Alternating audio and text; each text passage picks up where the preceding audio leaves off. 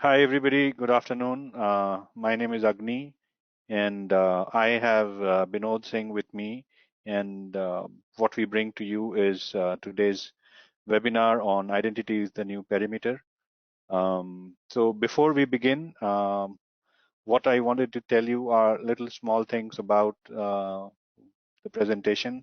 Um, I'm going to do an initial introduction of how we work with how we work with cybersecurity, which is defensible cybersecurity, and then I'm going to hand it over to today's expert, which is Binod Singh, and he will take us through a journey of identity management and access governance and all those lovely topics that we have on table for you to establish and explain to you why identity is the new perimeter. Having said that, let me jump right in. And if you have questions, feel free to pose those questions in the chat. We will be taking up questions after as we progress, and we will be responding to you. So without much ado, let me start. We all know that today, as we stand, while threats continue to grow, laws and regulations are posing further pressure on enterprises to become compliant. And after COVID-19, we now see that it's really become a hodgepodge, right? Because earlier people were inside the enterprise boundary, today they're everywhere. You're consuming more services through the enterprise and on the cloud, and yet there are more unmanaged devices connecting into your enterprise. And amongst all these issues, skills and competencies for managing cybersecurity continues to be a premium. That's where defensible cybersecurity plays a role. The focus of defensible cybersecurity is to manage changes. So when you look at defensible cybersecurity, you are trying to ensure that all that you do within the enterprise is aligned to the business intent and is broken down into defensible cyberspaces, which are more manageable. Defensible cyberspaces are logical groupings of entities or teams or networks or systems which change similarly. So you can have, let us say, a C0 or a change 0, which changes the most, versus a C4 that changes the least. And then you secure C4 and put that on a dashboard and make it green so that you know you can focus your resources on the C0. This whole program is based upon 5 different standards with governance coming from 27001. The reason that we've included NIST cybersecurity framework into the structure is because that is the only standard that talks about response and recovery. So it's not enough to have capabilities to protect and detect, but it is also important today to be able to respond and recover.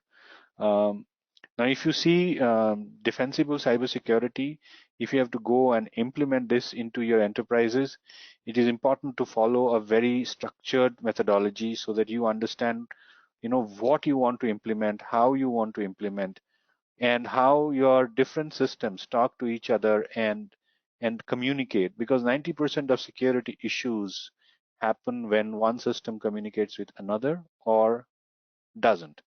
So having said that, the entire portfolio that CMS IT brings on the table includes 3 main domains: the protect, detect, and respond. Protect contains solutions that you want to put in to make sure that you have achieved the necessary level of protection that aligns to business intent. And whatever you protect, now you need overall governance to make sure that you have the ability to understand what is going wrong and what is going right where. Having said that, even after all this, it is entirely possible that you get attacked. And in that case, the readiness of the organization to respond to an attack with the ability to respond and recover is extremely important. So there are solutions for respond as well. Having said that, let's try and get into where we are today, right? Uh, COVID-19 has established one simple thing.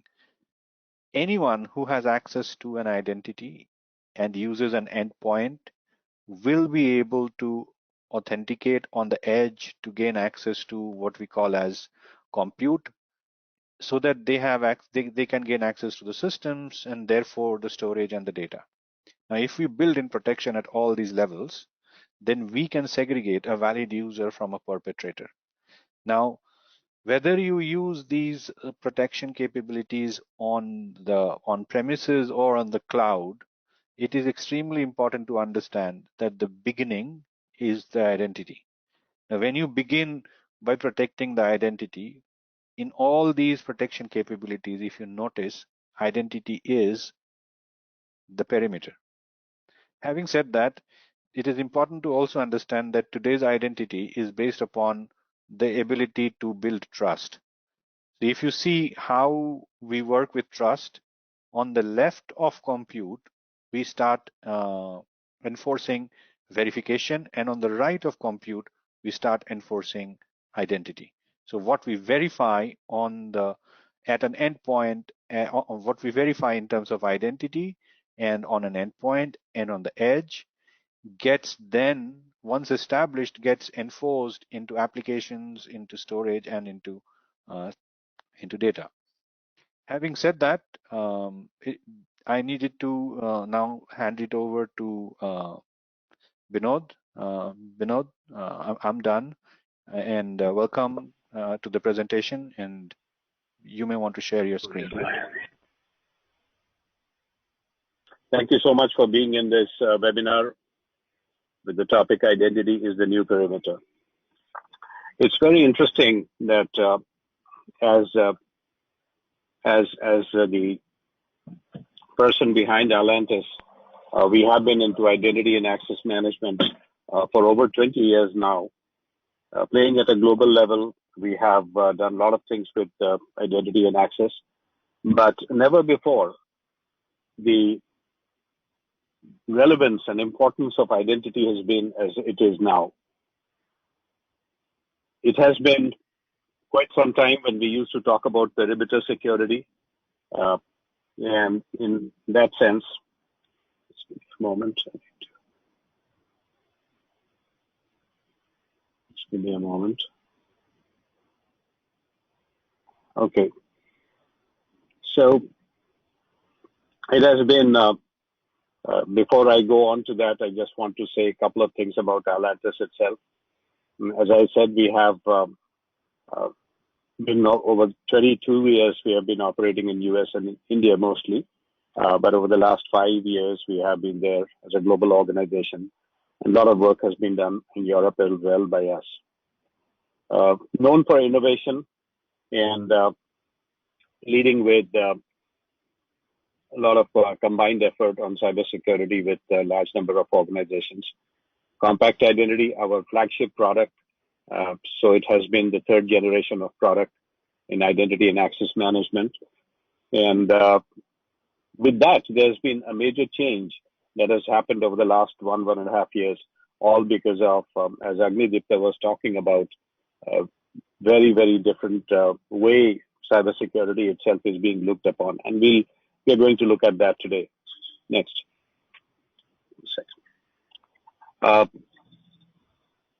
Atlantis Compact Identity today manages more than 10 million identities. In fact, this number would perhaps be about 25 to 30% more because this number is about a year old.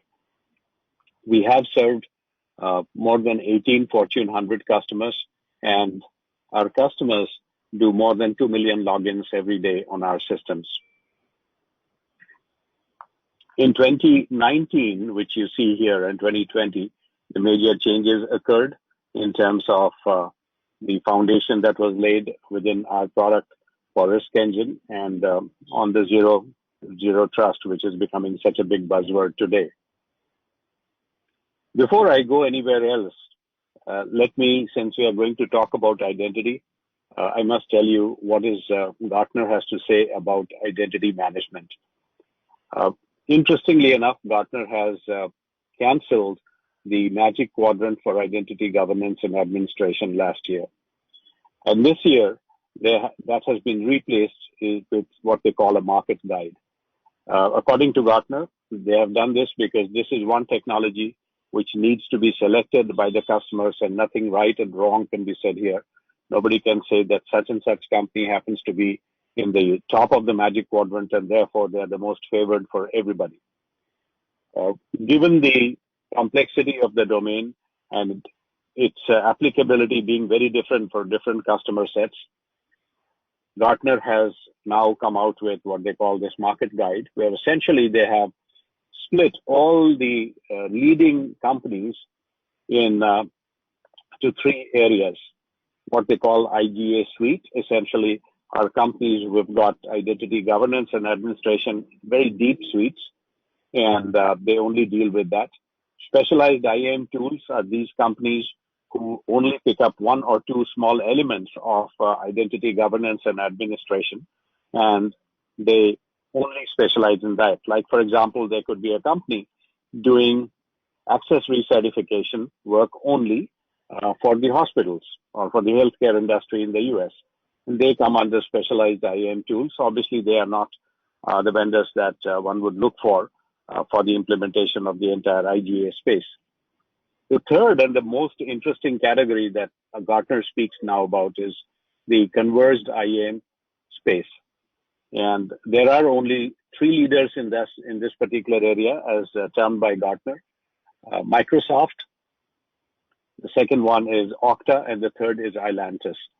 Now, Microsoft and all these three vendors, when it all began about 7 months ago, they happen to be the Converged IAM with light identity governance and administration. What it means is that these are vendors who have got access management also, and access management, as you know, contains technologies like the single sign-on and, most importantly, authentication, which is the one of the cornerstones of zero trust.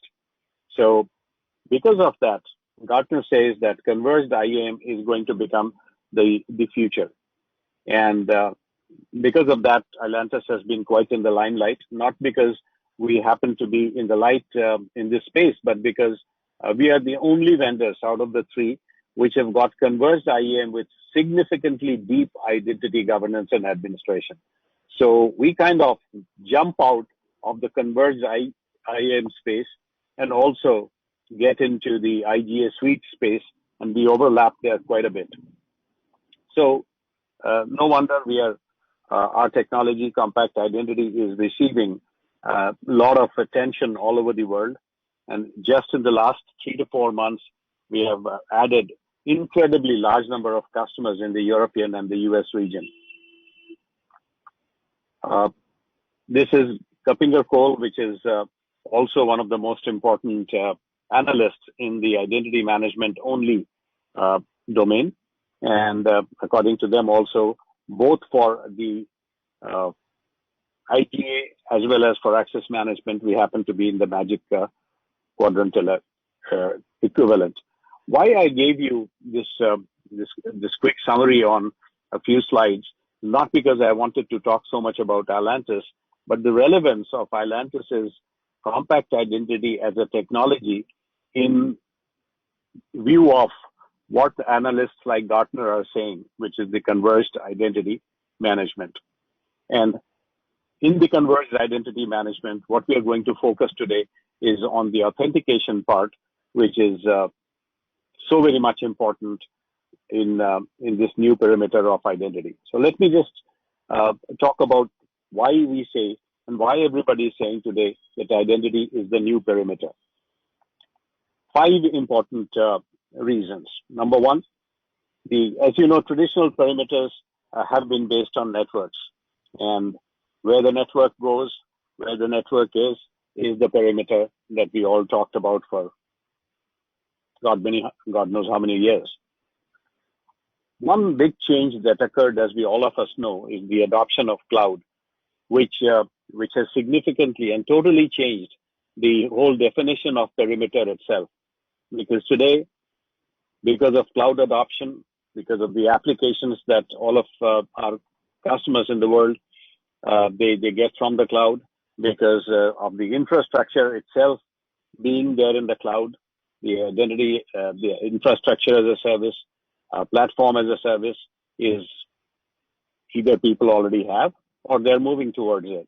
And with that, the boundary of the cloud, the boundary of the enterprise has become, very, very different from what it used to be. Today, users can access from any device, anytime, and from anywhere. Never before, perhaps, this statement has been as true as it is today because of the COVID situation. And all of us know that COVID or no COVID, the world has realized that it's not important for everybody to be in the office every single day. So this whole situation of working from remote is going to very much continue for the world. If you manage to steal an identity today, you are inside a corporate network for all practical purposes. And that's why the entire emphasis of the hackers today is to steal identity rather than anything else. And with some of the technologies which are still prevalent, I'll talk about the passwords, for example. It is not very difficult to get inside the corporate network. And finally, as you can see from all this, today's perimeter is wherever the identity goes. So I log in from one device, the perimeter gets extended to that new device.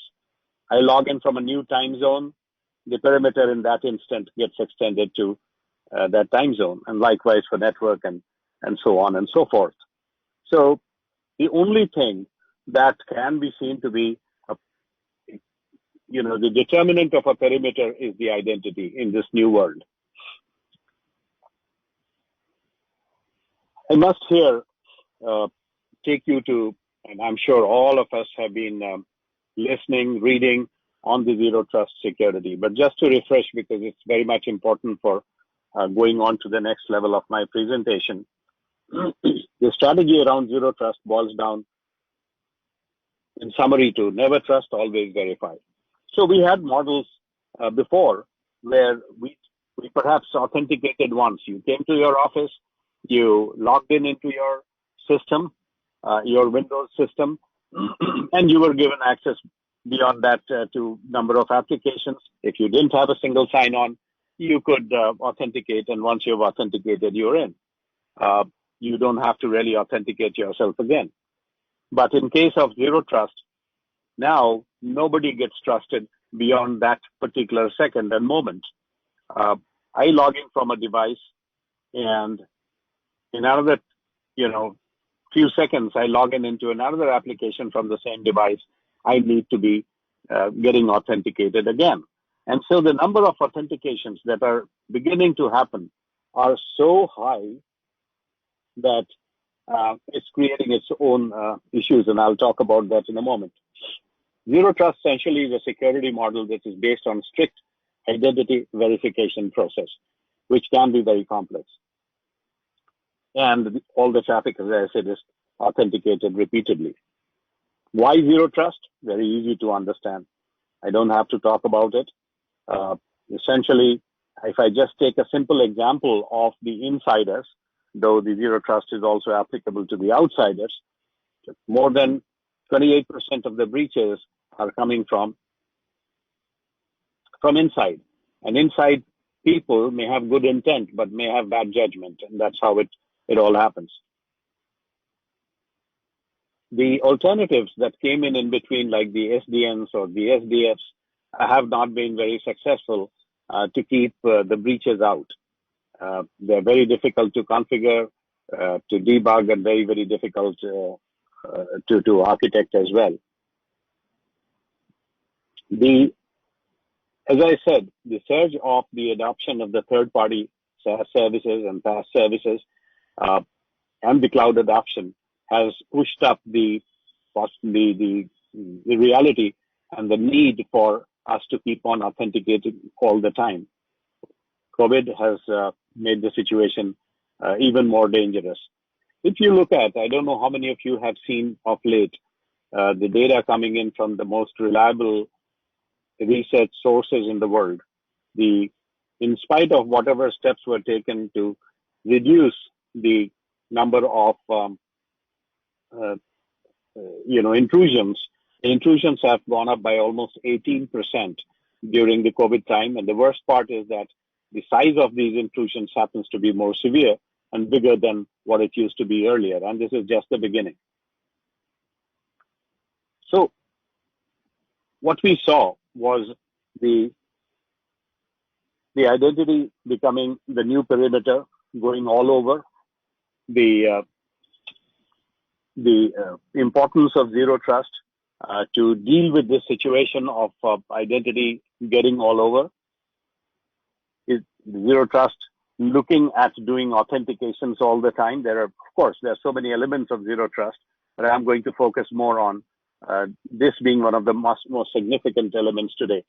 Now, let's take a quick look. And I'm talking about Atlantis as an example. I'm not wanting to really propagate the technology. I want you all to appreciate that. But I got to take some example to really make you see certain things which you may not have seen before.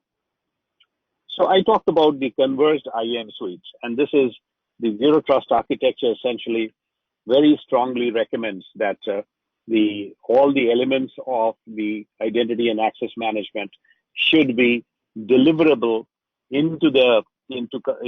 a part of the architecture of zero trust in a way that they are working with each other seamlessly.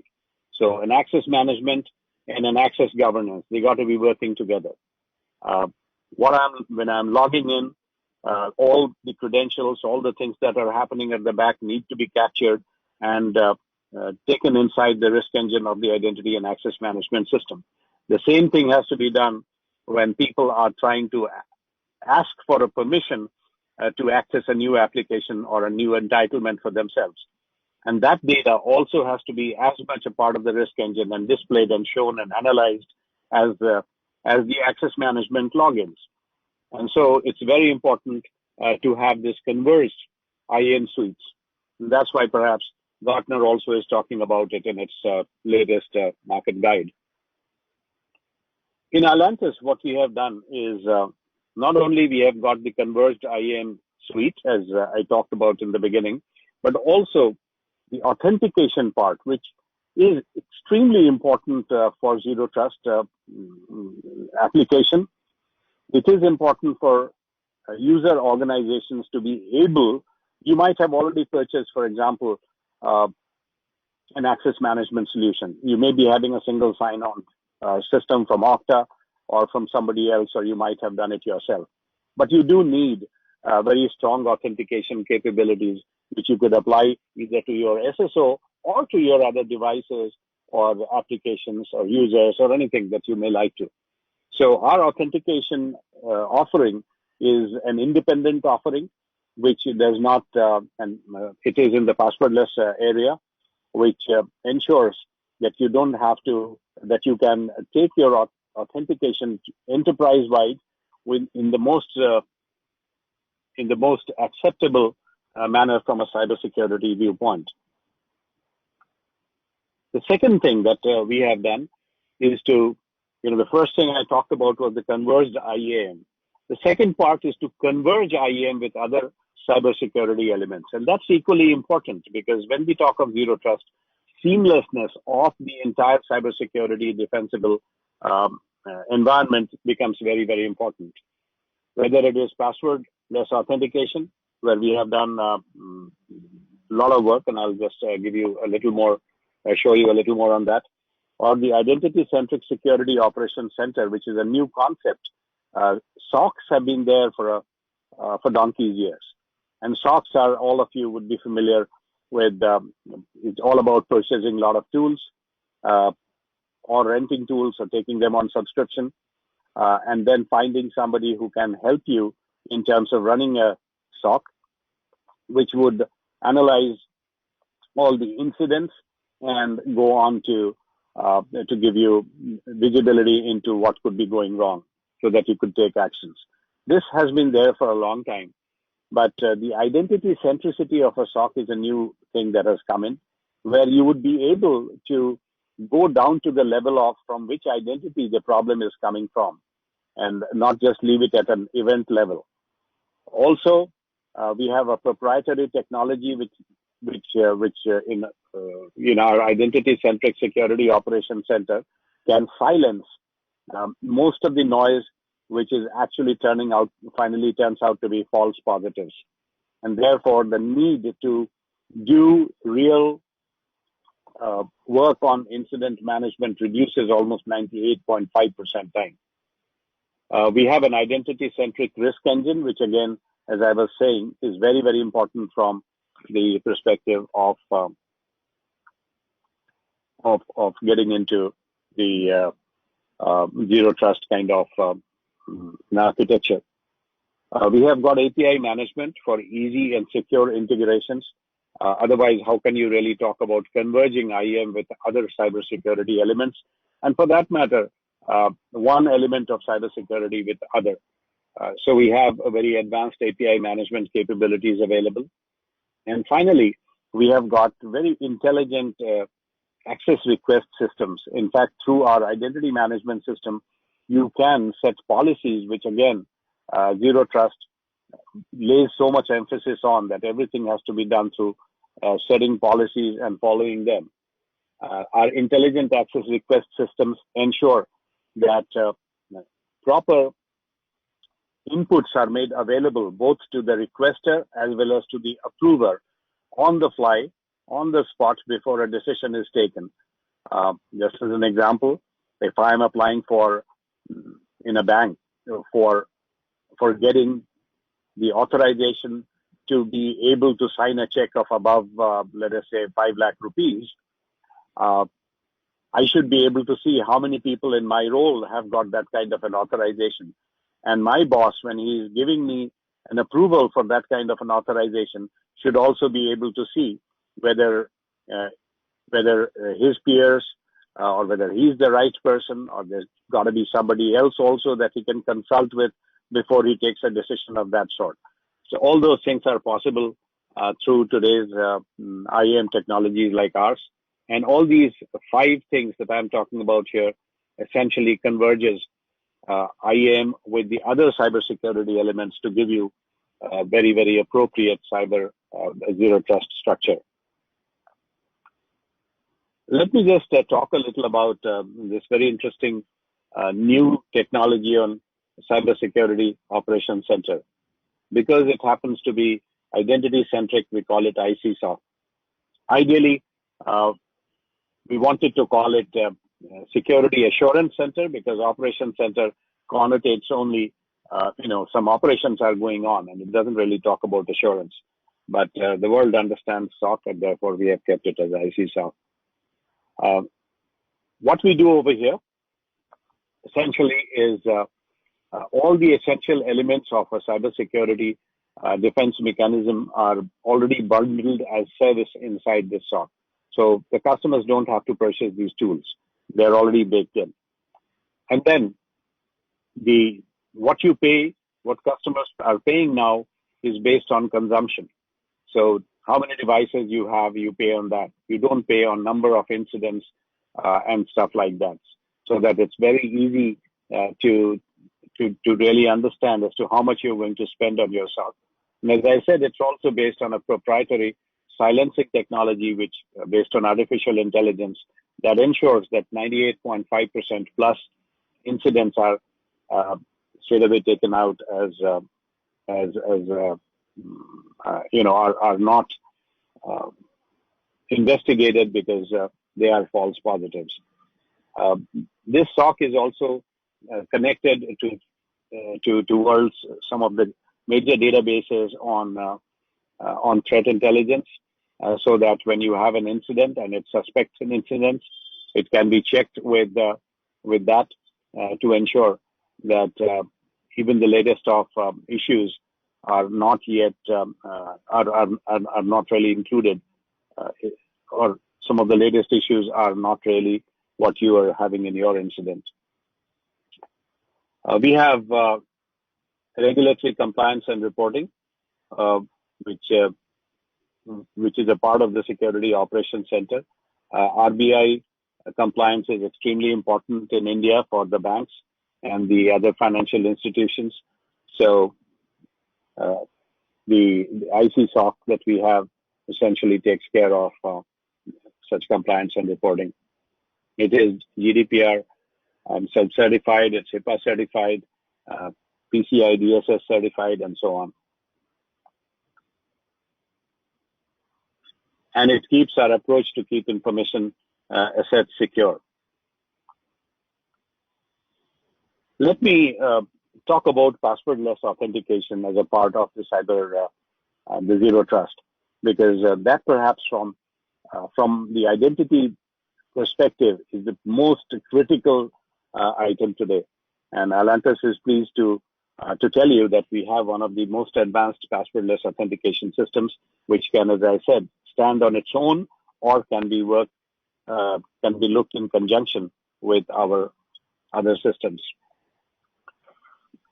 So even though you already know, just a slide on what is passwordless authentication. So any authentication method that foregoes the use of passwords is today is broadly classified as passwordless authentication. And if you really want to look at various authentication methods, you can look them on this matrix of security and convenience. So if I use a password full system, if I may use that word, that is lowest on security and perhaps very low on convenience as well. I don't have to really talk about the plight of users to be able to maintain and the kind of passwords and the number of passwords and the changes that are there. And together with zero trust, if you really combine it, where constant authentication is to be done, and if you have password as one of the ways to authenticate, you're pretty much in a very sorry state, and that's what's happening if you don't use better technologies. Passwordless authentication is the technology which is classified as the one which has got high security and at the same time high convenience. So one of the most important factors today is that with high security, you should not end up having high friction for the users or low convenience for the users. And that's why perhaps passwordless authentication is becoming so popular. As I said, zero trust functions on the principle of never trust, always verify, and no connection is implicitly permitted, whether from within or outside the network. And therefore, you've got to have systems which would reduce the friction for the end user. Definitely, it is not password full system. And if you go to the passwordless benefits and why it is becoming so popular becomes very, very visible. It gives you improved security. The most common attack vector, stealing passwords, is eliminated because it does not look at that at all. And I have another slide coming up which will make it even clearer. The threat-resistant login options are because there are no passwords to type. It's not possible to get phished and so on and so forth. It also provides very easy visibility and control for the administrators because when implementing passwordless authentication, the controls are much easier, far more visible, and it can be applied in a very dynamic fashion the way you would like to. Another interesting part about passwordless systems is that they're highly scalable, and that's primarily because they end up using one of the factors as the device of the user itself. As you know, in the passwordless authentication systems, we have the mobile or the smartphones and their authentication devices, such as the biometric, can be used as one of the factors, and therefore the scalability is high for the organization. It has lower TCO because of eliminating passwords. There's no need for raising support tickets. We all know that almost 30 to 40% of the help desk job is to raise support tickets or solve the support tickets for the password resets. Most importantly, it gives great user experience, and that's why it is being preferred not only for the employees or workforce in an organization, but also for the customers. The benefits of passwordless zero trust is also in terms of the highest level of assurance. As you know, NIST has its levels of assurance. AA level 3 is supposed to be the highest, and and the passwordless zero trust achieves that. It encourages continuous authentication because it's not a static event and it happens throughout, and the digital experience is excellent.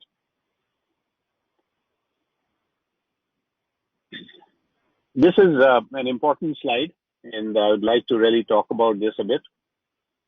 So we all know about authentication for a long time. There are three kinds of authentication systems. The ones that are based on what you know, and these are things like the passwords, security questions, usernames, and so on. The second is what you have, and this could be the SMS or an OTP that you get, or the key fobs, hard tokens, soft tokens, and so on. And finally, what you are. So look at, very carefully, let's look at which option is the best. If you look at option 1 and 2 as a part of multi-factor authentication, see, two-factor authentication is explicitly required in zero trust, one of the most important components of zero trust. So you have to have it. Now, what combination shall you have? Is it 1 and 2? Well, 1 and 2 has got the inherent limitation of the weak passwords, and we also know now that things like SMS OTPs are easily hackable today. Option 1 and 3, again, continues to suffer from the same weakness of the passwords. Option 2 and 3, therefore, by process of elimination, becomes the only one which is the ideal way to do things. And that's why the passwordless authentication is becoming so popular. Not necessarily by choice, but by elimination. With that, let me just give you a little bit of an idea of the passwordless authentication offering of Atlantis. If you look at the NIST identity verification and authentication solution metrics, again, this chart I showed to some extent earlier, the security and usability or user convenience is plotted on this diagram. And if you look at various devices that are there, each one of those devices by themselves can be simple in terms of usability, but very weak in terms of security. But the moment you add them with something you have and something you know, which I was talking about, which is 2 and 3, then the usability factor increases, and so does the security.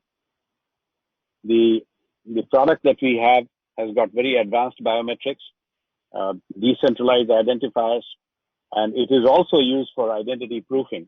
So we are trying to connect the system to various proofing devices like or systems like Aadhaar in India and so on, which would make it the ideal automated identity proofing tool as well. And it has got support from almost all kinds of two-factor authentication. So let's just take a very quick look at what it contains. So it has the user managed identity, which you can use to proof yourself in the beginning. So it could be your private key or your biometric or your corporate identity or government issued documents like a passport or your bank or telecom identity. So that's the first part. And you have to enroll any of this identity or anything else that you may have. That's the one-time exercise. So it is verified. If it happens to be, for example, your Aadhaar card, once we are just about through with the permission from the government for being able to, it's a simple permission actually, and we are about to have our system, the passwordless authentication system, working with Aadhaar for identity proofing portion. Once somebody does that, the identity is enrolled, it is verified, it is triangulated and stored. The second part comes the actual authentication. And for actual authentication, you can use anything in the biometric side, as you can see out here, whatever is available. Once that has been done, we are talking about once you try to authenticate, then it verifies against what has been stored, and it is interestingly enough, it is done through very advanced decentralized identity distributed ledger, which is based on blockchain technology, and therefore it is virtually unhackable. So this is the cycle, these 4 steps: enroll, authenticate, verify the credentials, and store and share. It complies to some of the highest standards of security. Authentication is based on all the latest parameters like the FIDO, SAML, OAuth, YDC, and even IAL3 is supported. The verification of credentials is, again, W3C is a very high level of credential system. Likewise, both for sharing as well as enrollment of identity, it is at the top of the value chain. It is at the top of the security chain in terms of the standards that it follows. We have platform certifications for it is FIDO certified, NIST certified, ISO, GDPR, you name it, and the certifications are already there. It's a premium solution. I must say there are many solutions for passwordless authentication today, but this is one of the premier solutions where you can't go wrong. If you look at your consumer's journey, passwordless authentication is one of the most important technologies today.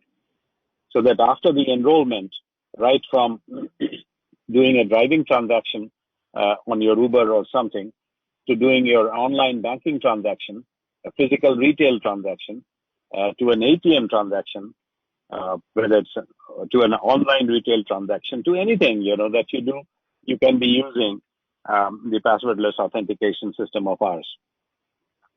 If the same thing is in the context of the workforce journey, then again, you can use it for the physical access to the devices. You could pretty much attach it to that as well. Also, the Windows login. So our system also enables you to do the passwordless authentication to the Windows login itself. So it is not just at the application level, but at the Windows level also. So this is a very interesting part of the system. So whether you want to log into your AWS or Unix or the PAM systems, anything and everything can be utilized from authentication perspective to our passwordless authentication system. As I said, it essentially is based on the private blockchain queryable ledger, and therefore it's impossible to hack and completely safe. Login is with biometrics and makes one of the safest passwordless authentication systems in the world today. In the next few slides, I'll just give you an idea. I'm sure you've seen many of these, but how does it really look like? So if you look at, if it is done in conjunction with compact identity, though it's not mandatory that you have compact identity with our passwordless authentication system, but if you choose to have both, you'll have the single sign-on experience as well. You get to have the QR code when you log into your system, and you get to use on your mobile phone's biometric, and the moment you do that, you are given access. And the same thing is true for a Windows or Mac login as well. It can also be used in a similar way for non-federated applications or federated applications, or for that matter, your desktop access, as I was talking in the beginning. So one single way to authenticate, no matter what authentication you really require. So just to sum up, we talked about a few things today. We talked about the identity becoming the new perimeter. With that, it's become very important to manage your identities much better than the way it has been managed historically. And for doing that, the zero trust recommendations are very clear. You need to have an identity and access management system in place, which is ideally, it should be a system that is based on the principles of converged IAM rather than you buying different tools to do different elements of the identity and access management. So that's the first element. The second is that you got to be using technologies such as passwordless authentication for getting into a true zero trust architecture. And not only that gives you higher security, but it also makes it possible for you to have a very low friction and difficulty for your users, whether they happen to be your consumers or they happen to be your internal users. And then we talked about the possibility of how everything, all the different cybersecurity systems that you have can be brought in the purview of making them identity centric, so that you can, through those tools that you have, you can always go down to the level of identity and always track that rather than being able to stop, just stopping at an incident level. And depending on the tool, it could be different kinds of things that it would be different kinds of incidents it could be tracking. We also touched upon some of the best ways and the newer ways of doing security operations center, which also should be identity centric ideally, and should be able to connect itself to the same set of parameters like the authentication mechanisms and so on as the rest of your devices. So completely seamless is ZTA, zero trust architecture, is what people are looking at today, where identity is at the center and identity obviously is also the parameter. So with that, I would be happy to take any questions. I don't know whether there's any time to do that, but back to CMS IT. Tom, you might want to open up the chat for the questions. There's one question. What is the difference between normal authentication being done across the organization and zero trust model? So as I was saying in the beginning, the normal authentication is a process which could be applied once you are trusted for your device or for the time zone that you're in, or for the user authentication itself, you are trusted for a long time. That is not true. Like passwords, for example, once a password has been reset in a typical earlier environment, you don't have that password is trusted till such time it expires. But in a zero trust, that is not so. That password has to be verified again and again and again. Every time there is a login that is happening, every time there is any change that is happening within the system in terms of a login, a new login, it has to be verified again. So as I said, it's never trusted beyond one simple transaction or one simple login. You have to keep on doing the verification again and again. That's the biggest difference between the zero trust, authentication and the normal authentication. Tom, are there any more questions? Would you want to open up the audio for somebody or for people if they want to talk? So the audio is open for all the attendees. You can unmute at your end and ask question. Alternatively, you can use the chat option to ask the question. So while they do, I have a question for Binod. So Binod, if someone were to use the zero trust mechanism using some cloud capability, how easy or how difficult is it to implement such things? Hello? Sorry, I was on the mute.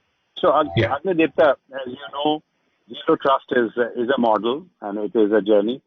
And there are 6 pillars in Zero Trust, the data network and so on and so forth. So while that journey happens to be, an architecture has to be prepared and implemented over a period of time, but there are certain tools and technologies that remain common right across all the 6 elements. Passwordless authentication I chose to talk about essentially because this is not only one of the most important components of Zero Trust, but also it is right across all the 6 pillars of Zero Trust, it is applicable. So those elements can be put together very quickly. If you talk about passwordless authentication, it can be implemented in less than 7 days. So some of these elements, even though very sophisticated and are very major elements of Zero Trust, can be done very, very quickly. Okay, there's one more question. You said good intent, but bad judgment. What do you mean by that? So an inside user has got good intent always, right? He's got an authorization to access something. He's got all the good intent to do that. He may not be doing it, however, appropriately. He may be making a bad judgment in terms of even let's say I want a new authorization as an employee. My boss may have all the good intent, and he may be while authorizing that particular authorization or that entitlement, his intentions may be good, which is to make things easier for the organization and for the employee. But the judgment that he may be making in terms of giving the access or permitting the access may be a bad judgment. He should not have given that authorization to that particular employee at all in the first place. So insiders have good intentions, but sometimes due to poor judgment, they can get things into trouble. That's what I meant. So any more questions? You can unmute your line and ask.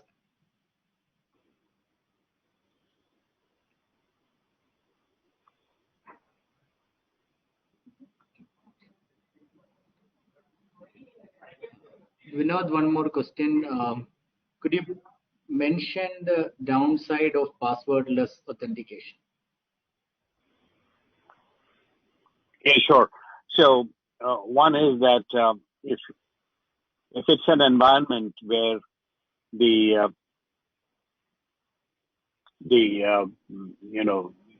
for example, the smartphones cannot be used. In Europe, we find a lot of users are not willing for their smartphones to be used at all. They would not like it to be used in the corporate environment because of whatever privacy issues they may have in their mind, though it is increasingly becoming easier. That could be an environment where those users would still have to be managed in a regular way rather than passwordless way. That is one that I can think of. Otherwise, the initial cost sometimes can be higher than passwords, but the long-term cost of ownership is definitely lower. It's been proven now. But high initial investment cost could sometimes be a problem, and that's why organizations are using passwordless authentication, not right across the organization, but using it in the first phase for those accessing those resources which are more critical in nature and giving it to those users which are more critical in nature. So these could be 2 possible obstacles, I would say, not negatives, but obstacles. Okay, thanks, Vinod. I think we've exceeded the time by 15 minutes. Probably we can wind up now. And any questions, we can take it offline. Feel free to send us a note. We will get back to you as quickly as possible. So let me formally thank for the lovely presentation you did and the and the clarity that you talked to us through the Islanders suit, compact identity, and the advent of zero trust. And with that, I think we can call it a day. Thank you very much for being such a nice audience. And until we meet again. Thank you. Thanks, Bye, everyone. Bye, Appreciate it. everybody. Thank you, everyone.